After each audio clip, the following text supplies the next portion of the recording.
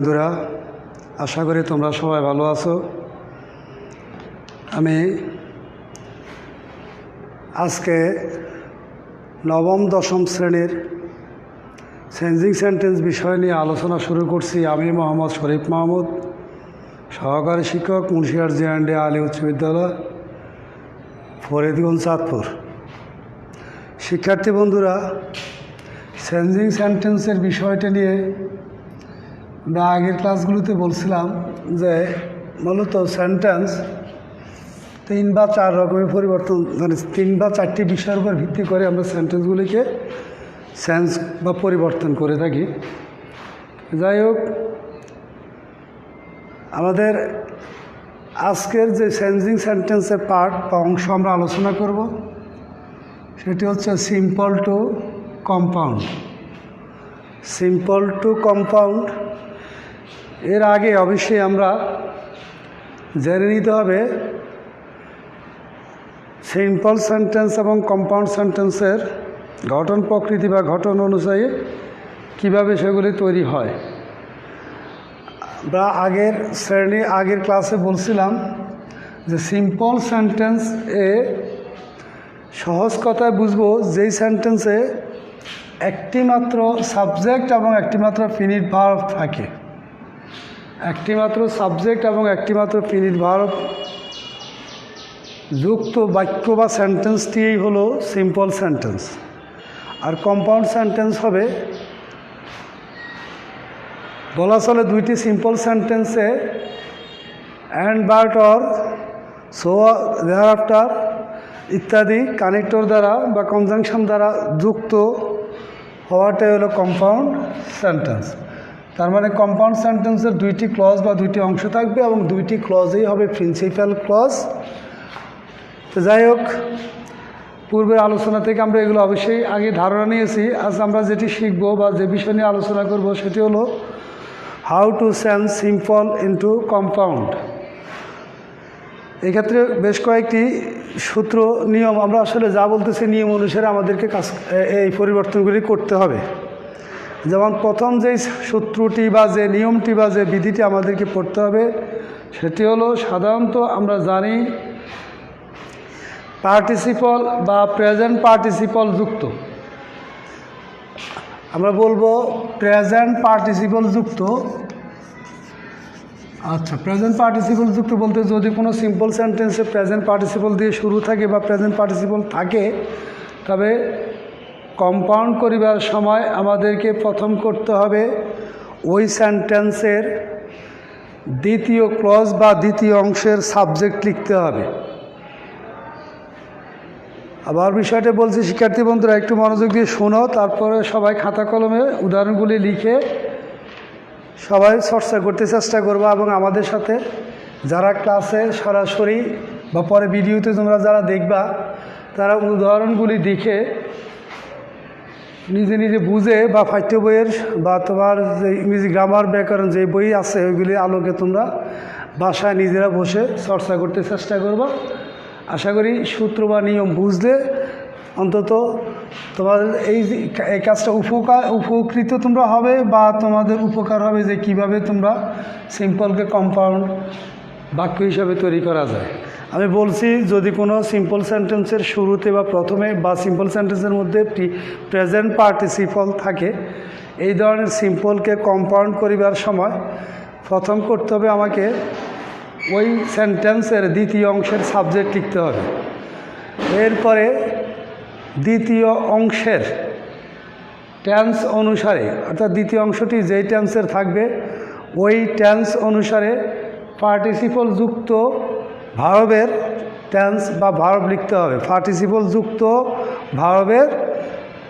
ভার্বকে দ্বিতীয় ক্লজের বা তৃতীয় অংশের টেন্স অনুসারে এই পার্টিসিপল যুক্ত অংশে ভার্ব লিখতে হবে। এরপরে কাজ হবে যে কানেক্টর অ্যান্ড থাকবে বা লিঙ্কিং ওয়ার্ড বা কনজাংশন যাই বলি, 2টা ক্লজের মাঝখানে অ্যান্ড যুক্ত বা অ্যান্ড থাকবে। এই অ্যান্ড তুলে দিয়ে তার জায়গায় সিম্পল যেহেতু সিম্পল টু কম্পাউন্ড, তাহলে কমা তুলে দিয়ে থাকবে আমাদের কমা। সিম্পল যেহেতু সিম্পলকে কম্পাউন্ড করব, তাহলে আমাদের কাজ করতে হবে প্রথমে দ্বিতীয় ক্লজের সাবজেক্ট, দ্বিতীয় অংশের বা দ্বিতীয় ক্লজের সাবজেক্ট। এরপরে কাজ করতে হবে দ্বিতীয় অংশের টেন্স অনুসারে পার্টিসিপল যুক্ত অংশের ভার্বের ফর্ম বা টেন্স লিখতে হবে।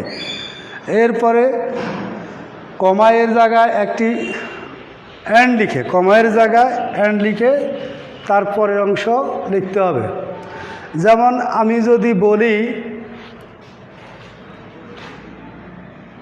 রিডিং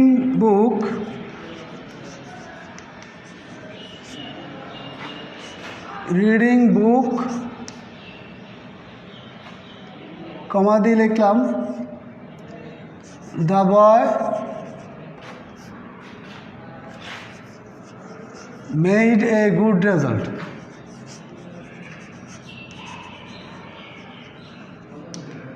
তাহলে শিক্ষার্থী বন্ধুরা লক্ষ্য করে দেখতে পাও এই সেন্টেন্সটি সম্পূর্ণভাবেই একটা সিম্পল সেন্টেন্স, যেহেতু এই সেন্টেন্সের মধ্যে একটি মাত্রই মূল ভার্ব বা প্রিন্সিপাল ভার্ব আছে মেড, আর সাবজেক্ট আছে একটি দি বয়। তাহলে এই প্রথমটা লিখেছি রিডিং বুক। এই রিডিংটা হলো প্রেজেন্ট পার্টিসিপল। আমাদের বিধি বা নিয়ম অনুযায়ী বলা হলো যদি কোনো সিম্পল সেন্টেন্সের শুরুতে অথবা সিম্পল সেন্টেন্সের মধ্যেই প্রেজেন্ট পার্টিসিপল থাকে, তবে কম্পাউন্ড করতে হলে আমাকে প্রথমে দ্বিতীয় অংশ থেকে সাবজেক্ট লিখতে হবে। কমায়ের পরের অংশ বা দ্বিতীয় অংশ থেকে সাবজেক্ট লিখতে হবে। আমরা লিখলাম দি বয়, দ্য বয়। এরপরে বলা হলো দ্বিতীয় অংশের বা পরবর্তী অংশের ভার্ব অনুযায়ী বা টেন্স অনুসারে, ভার্বের টেন্স অনুসারে এই পার্টিসিপল যুক্ত অংশের ভার্ব লিখতে হয়। তাহলে যেহেতু দ্বিতীয় আছে মেকের পাস্ট টেন্স, তাই আমাদের রিডের পাস্ট টেন্স রেড একই, বানার একই থাকে, উচ্চারণ রিড থেকে রেড। তাহলে লিখবো দি বয়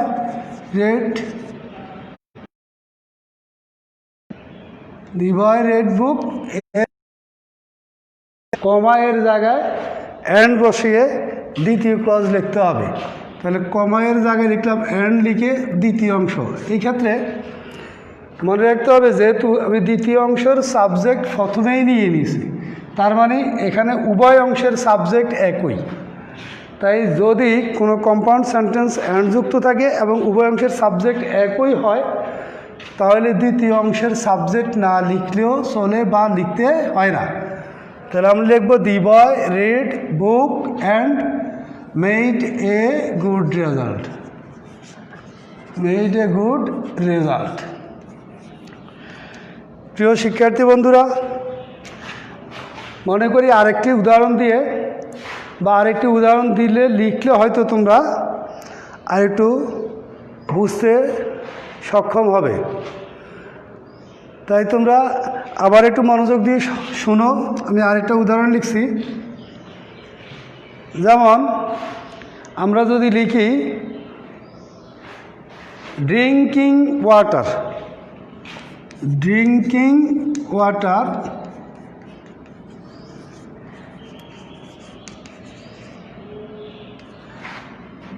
লিখলাম দ্য ক্রো ফ্লিউ অ্যাওয়ে,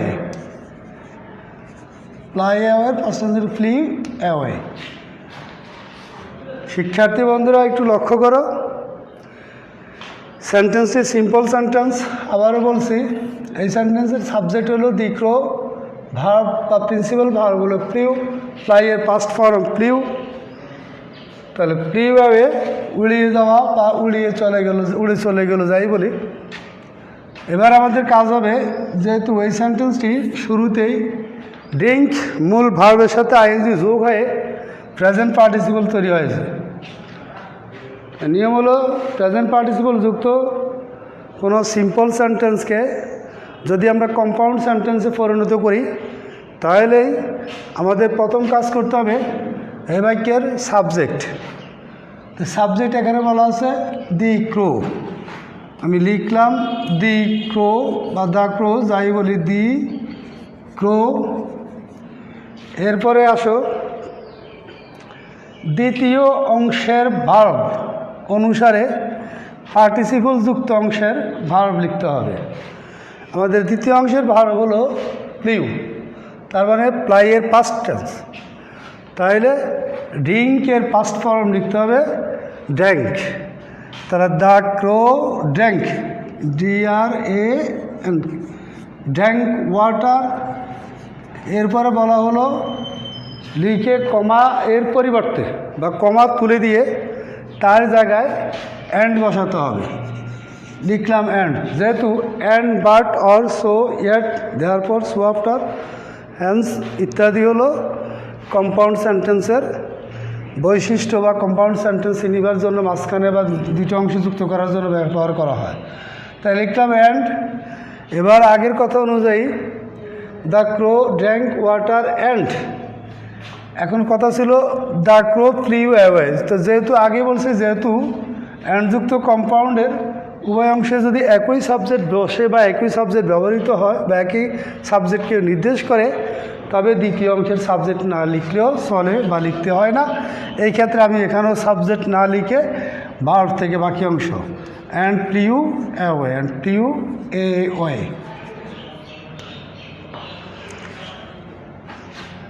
আশা করি শিক্ষার্থী বন্ধুরা তোমরা যারা বাসায় বা ভিডিওতে দেখবে বা বাসায় বসে মনোযোগ দিয়ে করে শুনবে, আশা করি কিছুটা হলেও তোমাদেরকে শিখতে সহায়তা করবে বা তোমরা বুঝতে সক্ষম হবে।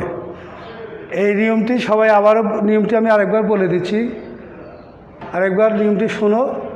তারপরে তোমরা বইয়ের থেকে বিভিন্ন জায়গায় বইয়ের এক্সারসাইজ আছে, ওগুলো দেখে নিয়ম শুনে, নিয়ম বইতেও আছে অবশ্যই, তারপরও শুনে বুঝে বইয়ের সাথে মিল করে বাসায় বসে সবাই চর্চা করবে, এই কামনা।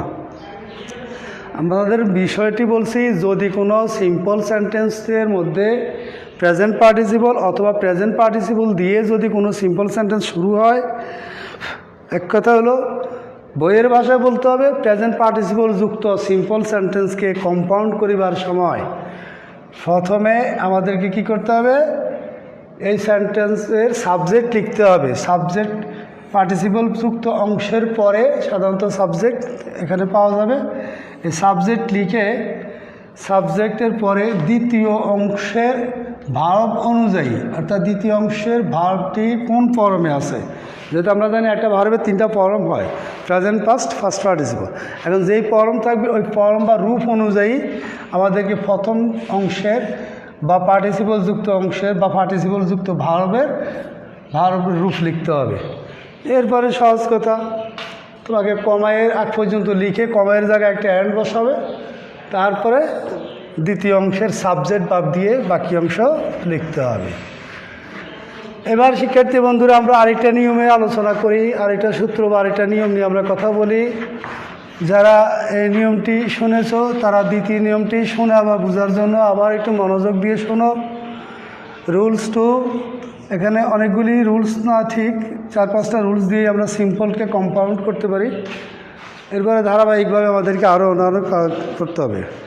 যেমন আরেকটা সূত্র আছে বিং যুক্ত।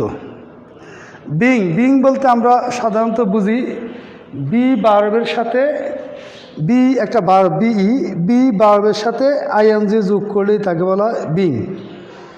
তাহলে B plus ING, B plus ING equal to being, এ হলো বিং বুঝলাম।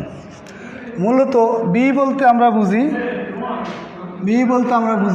বি ভার্ব আছে am, is, are, was, were ইত্যাদি, 5-6টি am, is, are, present form, past form, was, were. তাহলে এই ভার্বগুলিকে বিং বলা হবে। তাহলে আমাদের বলা হয়েছে বিং যুক্ত, অর্থাৎ যদি কোনো সিম্পল সেন্টেন্সে বিং লেখা থাকে তাহলে এই ধরনের সিম্পলকে কম্পাউন্ড করিবার সময় ঠিক আগের মতোই যদি আমরা বলি, এই ক্ষেত্রেও শুধুমাত্র বিং এর জায়গায় দ্বিতীয় অংশের টেন্স অনুসারে বিভার বসাইতে হবে, অন্য কোনো সূত্র এখানে সোজা যে আমরা বিংযুক্ত সিম্পলকে কম্পাউন্ড করিবার সময় আমাদেরকে করতে হবে শুধুমাত্র বিং এর জায়গায়, একটু আগে আমরা বলছি বিং শব্দটি আসছে বি প্লাস আইএনজি, এখানে বি বলতে আমরা বুঝি এম ইজ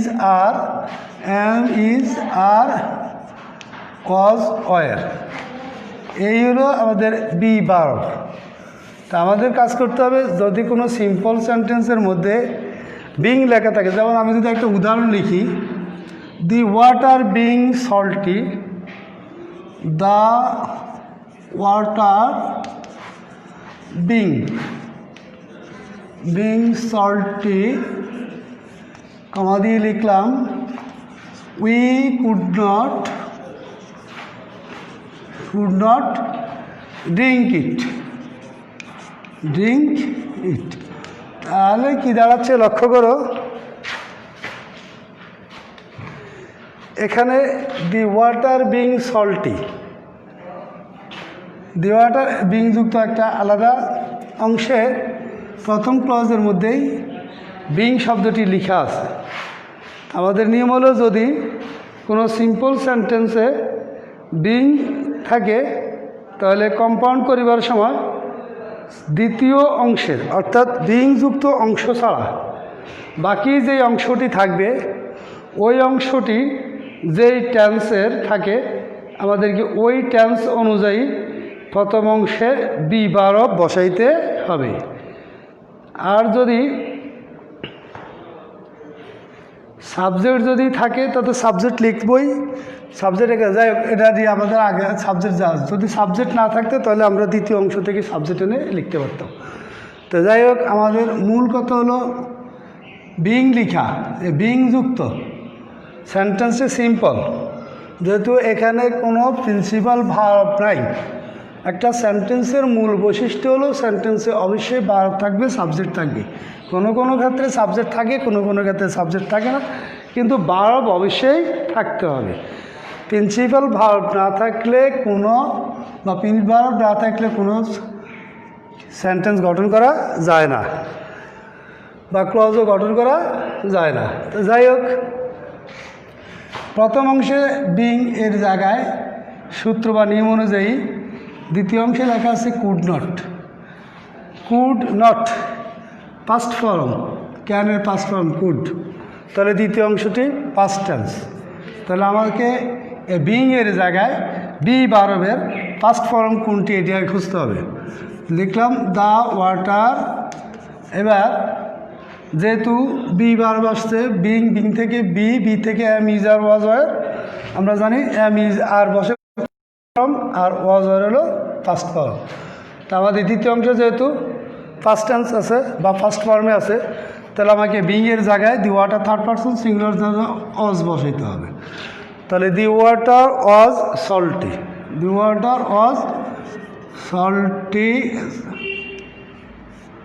এবার কমায়ের জায়গায় অ্যান্ড লিখে দ্বিতীয় ক্লজ অপরিবর্তিত, অর্থাৎ দ্বিতীয় অংশ যেভাবে আছে ঠিক হুবহু একইভাবে লিখতে হবে।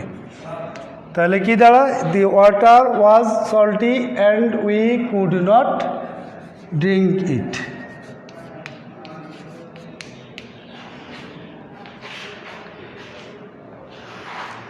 প্রিয় শিক্ষার্থীরা, যদিও বিষয়টি সূত্র না বোঝা পর্যন্ত অনেকটা জটিলতার সৃষ্টি হবে, তারপরে আমি আশা করি তোমরা যারা মনোযোগ দিয়ে শুনছো অবশ্যই কিছুটা হলেও বুঝতে তোমাদেরকে সাহায্য করবে বা তোমাদের বোঝার সহায়ক হবে। আমরা আরেকটা উদাহরণ দেবো এই ক্ষেত্রে, যে বিংযুক্ত সিম্পলকে কীভাবে আমরা কম্পাউন্ড করতে পারি। যেমন লেখা আছে বিং অনেস্ট,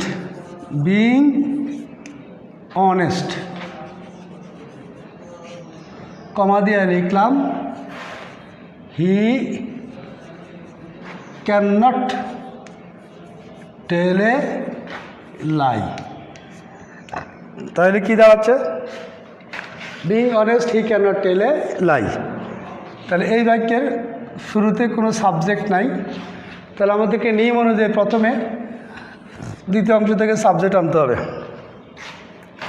আনলাম সাবজেক্ট হি, এরপরে দ্বিতীয় অংশের ভার্ব অনুযায়ী বিং যুক্ত ভার্বের জায়গায় বি ভার্ব লিখতে হবে।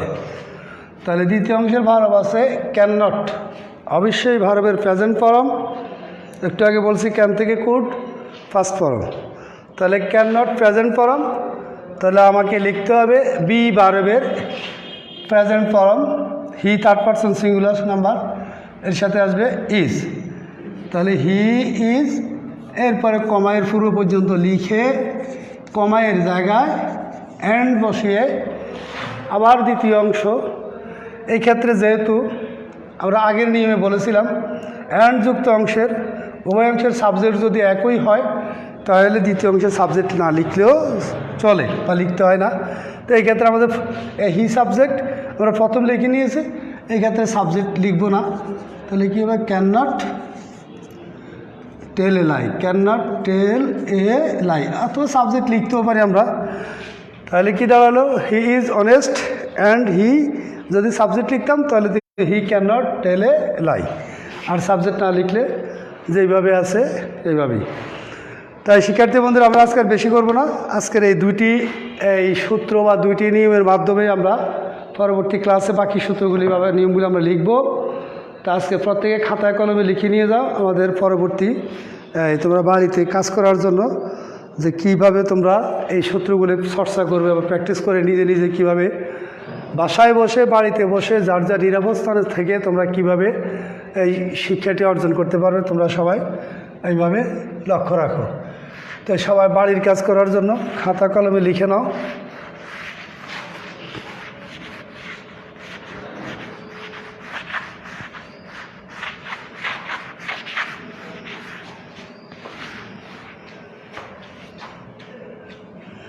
যেমন বেশি দিব না, 2-3টে সেন্টেন্স লিখব। Eating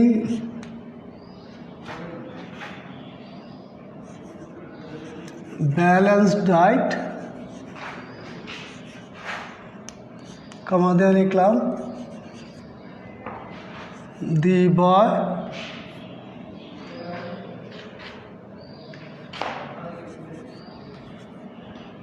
boy makes his body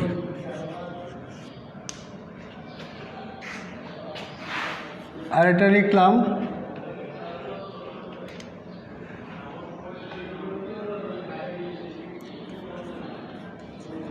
flying oil, the boy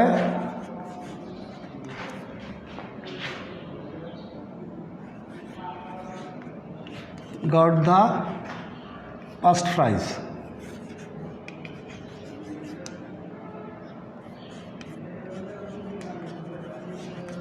আরেক দুটো উদাহরণ দিয়েছি।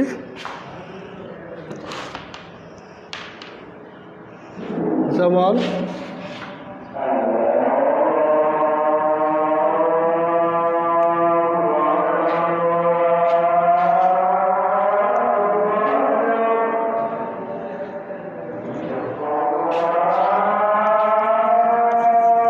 being dishonest,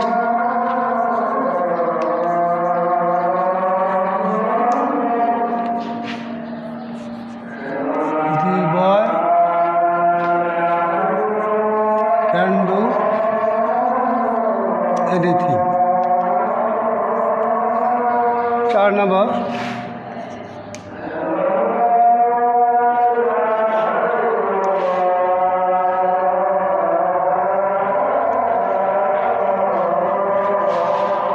যেমন the weather being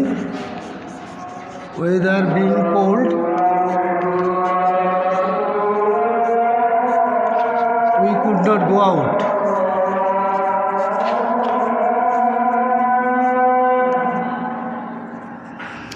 তাই শিক্ষার্থী বন্ধুরা সবাই খাতার মধ্যে খাতায় 4টি উদাহরণ লিখে 2টি নিয়ম আলোচনা করেছে। এই 2টি নিয়ম অনুযায়ী তোমরা সবাই আজকে এই 2টি নিয়মে চর্চা করে এই অনুযায়ী তোমরা বাড়িতে কাজ করবে এবং তোমার বই থেকে আরও অন্যান্য এক্সারসাইজগুলি তোমরা করে নিবে। সবাই সবার স্থানে ভালো থাকো, সুস্থ থাকো।